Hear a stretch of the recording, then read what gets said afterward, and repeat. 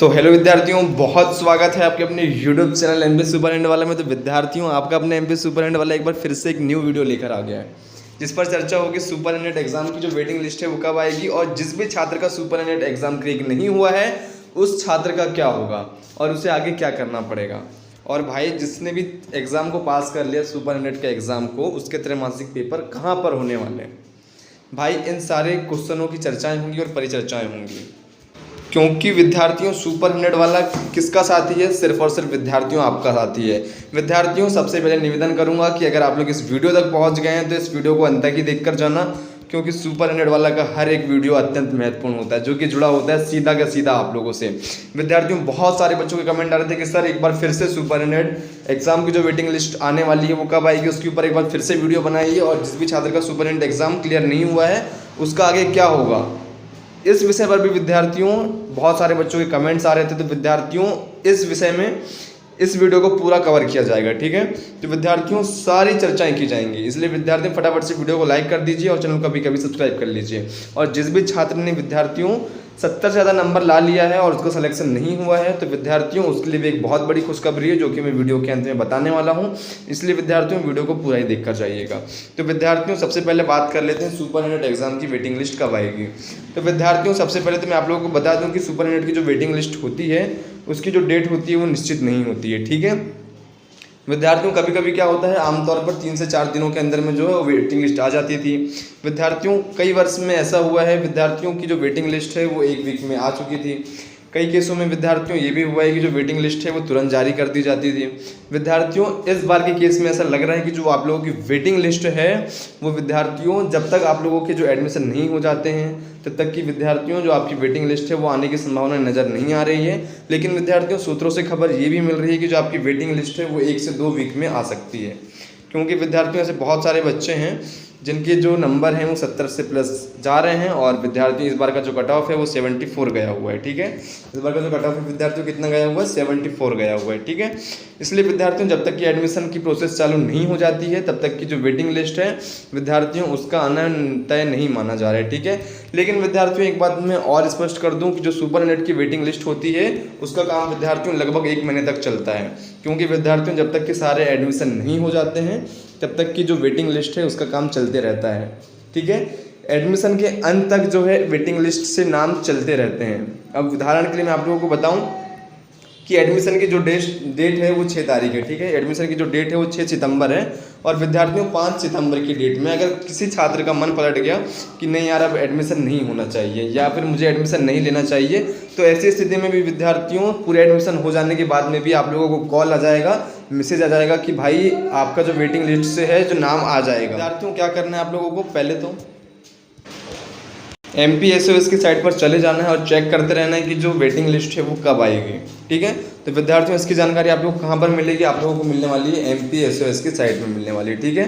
तो फटाफट से विद्यार्थियों जाइए और MPSOS की साइट पर विजिट करते रहिए। अगर विद्यार्थियों आपके पास में इतना टाइम नहीं है तो इसलिए बना लिया गया है, जो कि विद्यार्थियों शैक्षणिक खबरों से संबंधित ग्रुप का एक नामांकन किया गया है, जिसका जो ग्रुप है विद्यार्थियों वो डिस्क्रिप्शन बॉक्स पर उस ग्रुप की जो लिंक है वो अवेलेबल है। फटाफट से जाइए और व्हाट्सएप ग्रुप को ज्वाइन कर लीजिए बिना किसी देरी के। व्हाट्सएप ग्रुप की जो लिंक है वो डिस्क्रिप्शन बॉक्स पर अवेलेबल है, फटाफट से जाइए और व्हाट्सएप ग्रुप को ज्वाइन कर लीजिए। केवल इच्छुक विद्यार्थी व्हाट्सएप ग्रुप को ज्वाइन करेंगे, कोई भी जोर जबरदस्ती नहीं है। तो विद्यार्थियों, सारांश यही निकलता है कि सुपर नेट एग्जाम की जो वेटिंग लिस्ट है उसके आने की जो तय सीमा होती है वो निर्धारित नहीं होती है। कभी कभी ये होता है कि रिजल्ट के साथ में, मतलब मेरिट लिस्ट के साथ में जो वेटिंग लिस्ट है वो आ जाती है। लेकिन विद्यार्थियों, कभी कभी ऐसा होता है कि जो वेटिंग लिस्ट है उसको आने में देरी लग जाएगी। लेकिन विद्यार्थियों, आप लोग चिंतित ना हो, भयभीत ना हो, आपके साथ में कौन है? सुपर हैंड वाला हर समय आप लोगों के साथ में खड़ा है। विद्यार्थियों, जिस भी छात्र के विद्यार्थियों 70 से ज़्यादा नंबर आ रहे होंगे और उसका सिलेक्शन नहीं हुआ है तो फटाफट से विद्यार्थियों कमेंट बॉक्स पर बताइएगा। विद्यार्थियों, मैं आप लोगों को आपके कमेंट पर प्रतिक्रिया जरूर दूंगा। और जिस भी छात्र का चयन हो गया है और किसी भी प्रकार की समस्या आ रही होगी तो विद्यार्थियों फटाफट से कमेंट बॉक्स पर अपनी समस्या बताइएगा, उसका समाधान विद्यार्थियों मैं करने का प्रयास करूंगा, ठीक है। तो विद्यार्थियों, आपको क्या करना है, फटाफट से कमेंट कर देना है, क्योंकि विद्यार्थियों कमेंट बॉक्स किसका है? सिर्फ और सिर्फ आपका है। विद्यार्थियों, हम चर्चा करेंगे कि जिस छात्र ने सुपर हैंड एग्जाम को पास नहीं किया भाई, अब उसका क्या होगा। भाई, बहुत सारे ऐसे बच्चे हैं जिनका सुपर हैंड एग्जाम में सिलेक्शन नहीं हुआ, मतलब सिलेक्शन मात्र 300 बच्चों का हुआ है और फॉर्म भरा था 12,000 बच्चों ने। तो भाई, अब इतने सारे जो बच्चे हैं, बाकी बच्चे जो हैं 11,700 जो बच्चे हैं, अब उनका क्या होगा भाई? इनकी क्या नैया पार हो गई? मतलब सरकार के पास अब इसका कोई विकल्प है या नहीं है, या फिर इनका कोई विकल्प होना चाहिए था, कमेंट बॉक्स में बताइएगा। जिस भी छात्र का सुपरिटेंडेंट एग्ज़ाम में चयन नहीं हुआ है उसका सरकार के पास कोई ना कोई विकल्प होना चाहिए था, लेकिन कोई विकल्प है नहीं। तो भाई मैं आपको बता दूं कि जिस भी छात्र का सुपरिटेंडेंट का एग्ज़ाम क्रैक नहीं हुआ है अब उसका क्या होगा।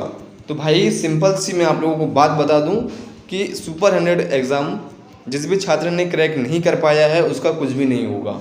भाई आप जिस स्कूल में पढ़ रहे हैं आपको उस स्कूल में पढ़ना होगा, और विद्यार्थियों सरकार के पास में इसकी आगे की कोई भी रणनीति नहीं है, ठीक है। जिस छात्र ने एग्ज़ाम को क्लियर कर लिया उसे ही नीट और जेईई की कोचिंग मिलेगी, और जिस भी छात्र ने अगर एग्ज़ाम को क्रैक नहीं कर पाया है तो विद्यार्थियों उसके लिए सरकार कुछ भी काम करने में असमर्थ होती है, ठीक है। तो विद्यार्थियों क्या करना है आप लोगों को, जिस भी छात्र का सुपरिटेंडेंट का एग्ज़ाम क्रैक नहीं हुआ है वो विद्यार्थियों दुखी नहीं होगा, और विद्यार्थियों अगर वेटिंग लिस्ट में आप लोगों का नाम आने की संभावना है तो बहुत अच्छी बात है, सुपरिटेंडेंट वाला की ओर से बहुत बहुत शुभकामनाएं। लेकिन विद्यार्थियों अभी आप लोगों का क्या है, एग्ज़ाम क्रैक नहीं हुआ है, तो विद्यार्थियों आप लोग घबराने की बिल्कुल भी ज़रूरत नहीं है। आप 11th और 12th के साथ में ही JEE और नीट की तैयारी आगे स्टार्ट कर सकते हैं। और विद्यार्थियों आपको क्या करना है, फटाफट से MP सुपरिटेंडेंट वाले को सब्सक्राइब कर लेना है। आप लोगों को सही समय पे सही योजनाओं की जानकारी कौन देगा, MP सुपरिटेंडेंट वाला देगा, ठीक है। तो विद्यार्थियों देर नहीं करना है आप लोगों को, विद्यार्थियों फटाफट से MP सुपरिटेंडेंट वाला को सब्सक्राइब कर लेना है बिना किसी देरी के। और विद्यार्थियों आप लोगों को तो पता ही है कि सुपरिटेंडेंट वाला ने अभी तक जितनी भी बात बताई विद्यार्थियों कभी भी गलत नहीं हुई है, हमेशा ही आप लोगों को सत्यनिष्ठ जानकारी दी गई है, ठीक है। विद्यार्थियों आपके पास में क्या है, एक मौका हो सकता है, लेकिन विद्यार्थियों वो मौका क्या था और क्या होना चाहिए।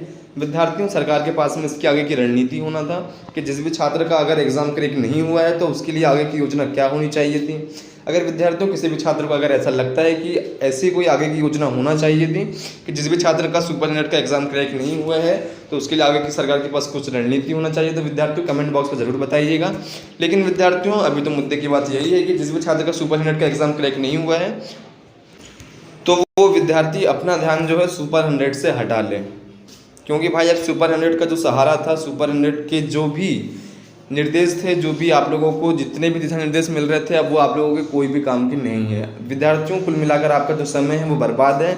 लेकिन विद्यार्थियों मैं आप लोगों को एक बात और बता दूं कि अपने बड़े भाई बहन सभी को बताएं कि सुपरिटेंडेंट एग्ज़ाम क्या है और सुपरिटेंडेंट योजना के माध्यम से आप लोगों का कैसे आगे भविष्य बन सकता है।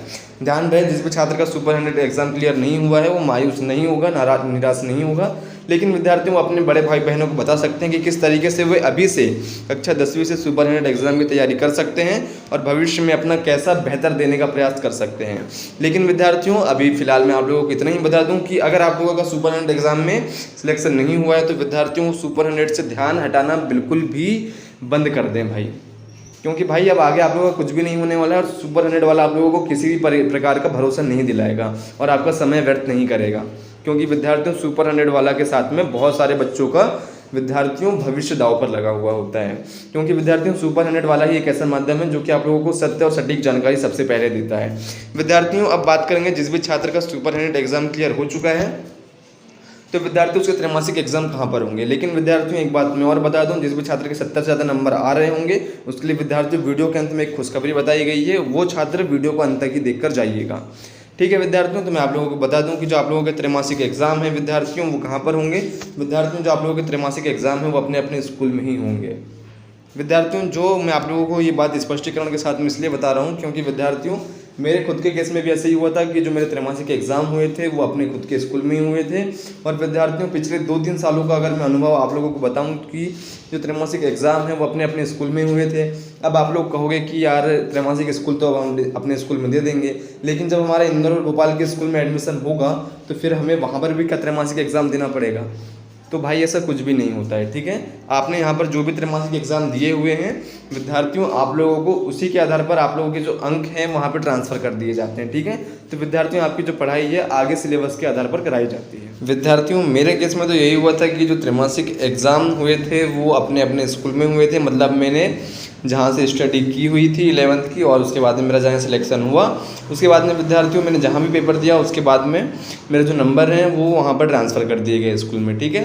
तो विद्यार्थियों इसके हिसाब से जो है आपके जो त्रैमासिक के जो पेपर होते हैं अपने स्कूल में होते हैं और जो एडमिशन प्रोसेस है विद्यार्थियों वो सितंबर के फर्स्ट वीक तक चलती है, ठीक है। लेकिन विद्यार्थियों लोक शिक्षण संचालय इस बार जल्दी एडमिशन प्रोसेस चालू कर देगा, ऐसी उम्मीद जताई जा रही है।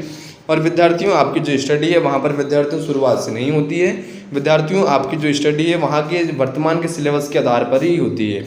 विद्यार्थियों वर्तमान के सिलेबस के आधार पर कैसे, क्योंकि विद्यार्थियों वहाँ पर पहले से ही कुछ ऐसे बच्चे होते हैं जो कि पढ़ रहे होते हैं, ठीक है, मतलब डे स्कॉलर के बच्चे होते हैं जो कि वहाँ पर पढ़ रहे होते हैं, ठीक है। उसके बाद में विद्यार्थी आप लोग वहाँ पहुँचेंगे तो विद्यार्थियों वहाँ पर आप लोगों को साथ में और भी बच्चे पढ़ते हुए नजर आएंगे, क्योंकि विद्यार्थियों वो जो बच्चे होते हैं वो बिना एग्ज़ाम दिए वहाँ पर पहुँचते हैं। विद्यार्थियों आप लोग जैसे ही वहाँ पर पहुँचेंगे तो आपको बहुत सारे बच्चे देखने को मिलेंगे, लेकिन विद्यार्थियों उन्हें नीट और जेईई की फ्री में कोचिंग नहीं मिलती है। बस विद्यार्थियों वो वहाँ पर नाम मात्र के लिए बस पढ़ते हैं, ठीक है, मतलब अपनी 11th और 12th बेसिक कंप्लीट करने के लिए वहाँ पर पढ़ते हैं। इसलिए विद्यार्थियों ये आप लोग मानकर चलिए कि जो आप लोगों के एग्ज़ाम हैं वो आपके स्कूल में होंगे, और विद्यार्थियों एग्ज़ाम देने के बाद में आपके जो नंबर हैं वो वहाँ पर पहुँचा दिए जाएंगे, मतलब इंदौर के मल्हार आश्रम में और भोपाल के सुभाष एक्सीलेंस स्कूल में। और विद्यार्थियों जो आप लोगों की आगे की पढ़ाई है वो भी कहाँ से होगी विद्यार्थियों, भोपाल के और इंदौर के स्कूल से ही होगी, और विद्यार्थियों वहाँ के सिलेबस के आधार पर ही आप लोगों की जो है तैयारी कराई जाएगी, ठीक है। इसलिए विद्यार्थियों मेरा आप लोगों से बार बार निवेदन है कि सही और सत्य जानकारी के लिए MP सुपर 100 वालों को कभी सब्सक्राइब कर लीजिए, और जो भी प्रश्न आप लोगों के जहन में उठ रहा हो, आपके मन में उठ रहा हो, तो फटाफट से विद्यार्थियों कमेंट बॉक्स पर आप अपना प्रश्न फटाफट से पूछ लीजिए बिना किसी देरी के। विद्यार्थियों आप लोगों को मेरे कमेंट पर और विद्यार्थियों आपके कमेंट पर फटाफट से आपको प्रतिक्रिया देखने को मिल जाएगी, क्योंकि विद्यार्थियों सुपर100 वाला आप लोगों के सारे प्रश्नों के जवाब देने की विद्यार्थियों प्रयत्न करने की कोशिश करते रहता है। इसलिए विद्यार्थियों फटाफट से चैनल को सब्सक्राइब कर लीजिए और वीडियो को लाइक कर दीजिए। और हाँ विद्यार्थियों, सही और सत्य जानकारी के लिए फटाफट से व्हाट्सएप ग्रुप को ज्वाइन कर लीजिए। व्हाट्सएप ग्रुप की जो लिंक है वो डिस्क्रिप्शन बॉक्स पर अवेलेबल है। इच्छुक विद्यार्थी व्हाट्सएप ग्रुप को ज्वाइन करेंगे, कोई भी जोर जबरदस्ती नहीं है। और विद्यार्थियों जिस भी छात्र का सिलेक्शन हो गया फटाफट से कमेंट बॉक्स में बताइएगा कि मेरा सिलेक्शन हो गया है, और जिस भी छात्र का सिलेक्शन नहीं हुआ है तो विद्यार्थियों वो भी कमेंट बॉक्स में बताइएगा कि मेरा सिलेक्शन नहीं हो पाया है। विद्यार्थियों मैं आप लोगों को आगे की राह बताने का प्रयास करते रहूँगा। विद्यार्थियों अब बात करेंगे 70 नंबर जिसके भी आ रहे हैं उन छात्रों की क्या खुशखबरी है, उन छात्रों के लिए क्या खुशखबरी होने वाली है। विद्यार्थियों अभी तक आप लोगों ने इस वीडियो को पूरा देखा तो विद्यार्थियों बहुत बहुत धन्यवाद आपका कि आप लोगों ने इतना इंतज़ार किया। लेकिन विद्यार्थियों इस इंतज़ार के लिए मैं आप लोगों को देने वाला हूँ एक बहुत प्यारी सी और बहुत बड़ी खुशखबरी। तो भाई जिस भी छात्र के 70 से ज़्यादा नंबर आ रहे होंगे सबसे पहले तो क्या करेंगे, फटाफट से कमेंट बॉक्स पर अपने विद्यार्थियों नंबर बता देंगे, ठीक है। तो विद्यार्थियों उसके हिसाब से मैं आप लोगों को बता दूंगा कि आपको सिलेक्शन होगा या नहीं होगा वेटिंग लिस्ट के माध्यम से। तो विद्यार्थियों ऐसे बहुत सारे बच्चे हैं जिनका नीट और जेईई दोनों में सिलेक्शन हो चुका है। विद्यार्थियों ऐसे बहुत सारे बच्चे हैं जिन्हें नीट और जेईई दोनों का क्वालिफाई कर लिया है, ठीक है। विद्यार्थियों इन सभी छात्रों को बहुत बहुत शुभकामनाएं। लेकिन विद्यार्थियों इन सभी छात्रों को क्या करना होगा, नीट या जेईई दोनों में से किसी एक विषय को विद्यार्थियों चुनना पड़ेगा।